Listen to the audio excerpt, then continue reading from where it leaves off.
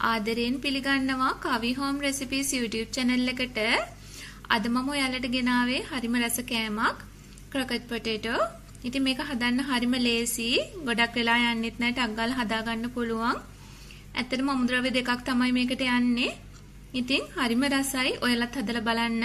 මේ රසවත් croquette potato එක කොහොමද මම හැදුවේ කියලා බලන්න. මගේ මේ වීඩියෝ එකත් එක්ක එකතු වෙන්න.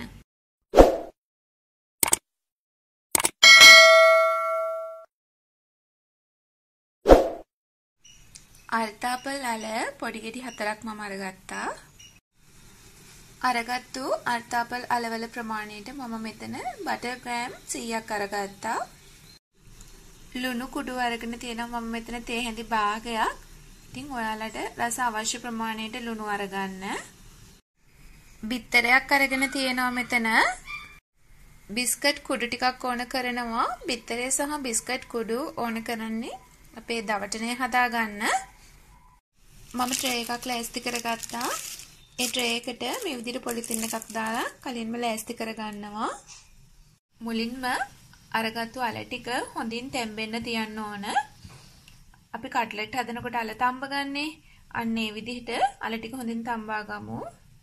මේ තියෙන්නේ හොඳින් තම්බා අරගත්තු අර්ථාපල් අල ටික. පොතු ඉවත් කරලා තියෙන්නේ. අපි දැන් මේ ටික හොඳින් පොඩි කරගන්න ඕන.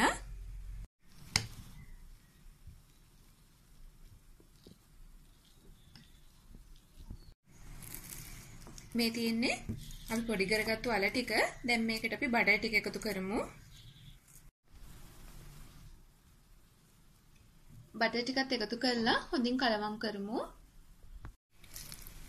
බටර් ටික එකතු කරලා හොඳින් කලවම් කරන්න ඕන. දැන් මේ මිශ්‍රණයටම අපි ලුණු කුඩු තේ හැඳි භාගයක් විතරක් එකතු කරමු. ලුණු ටිකත් එකතු කරලා හොඳින් මේක මිශ්‍ර කරගන්න ඕන. අපි දැන් හදාගත්තු මිශ්‍රණය පයිපින් බෑග් එකකට පුරවගමු. ඔන්න දැන් අපි හදාගත්තු මිශ්‍රණය පයිපින් බෑග් එකට දාගත්තා. අපි දැන් මේ විදිහට පයිපින් බෑග් එක කපලා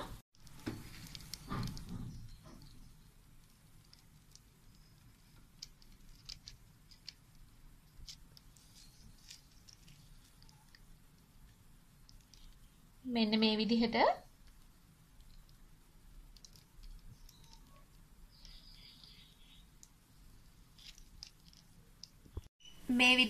අපි හදාගත්තු අල මිශ්‍රණය මම ට්‍රේ එකට දාගත්තා.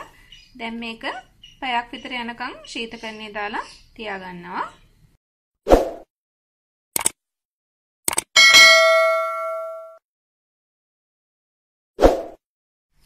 ඔන්න මේ හරියටම පැයකට පස්සේ අපි දැන් මේක කෑලි වලට කපා ගමු.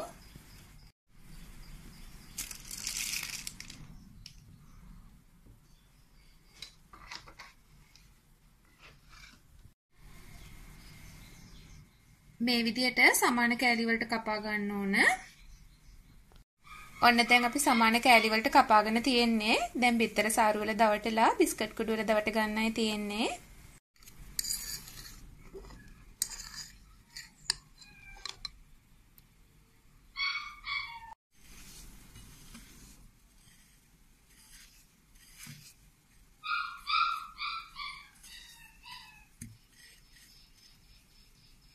මේ විදිහට දවට ගන්න ඕන.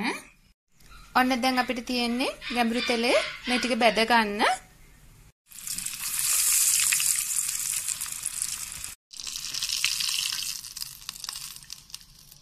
මේ ගානට බැදෙනකොට ලිපෙන් අයින් කරන්න. ඔන්න දැන් අපි ඔක්කොම ටික බැදගෙන ඉවරයි. ඔන්න යාළුවනේ මේ තියෙන්නේ මම අද හදාගත්තු croquette potatoes ටික. ඉතින් හරිම රසයි. පොඩි බබාලා හරිම ආසාවෙන් කනවා. පොඩි අය විතරක් නෙමෙයි ලොකු අයත් හරිම ආසාවෙන් කයි.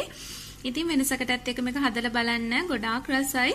හදලා මගේ මේ වීඩියෝ එකට කමෙන්ට් එකකින් කියන්න කොහොමද රසයිද කියලා. එහෙමනම් ඉතින් ආයෙමත් අලුත් වීඩියෝ එකකින් හමු වෙමු. තෙරුවන් සරණයි හැමෝටම.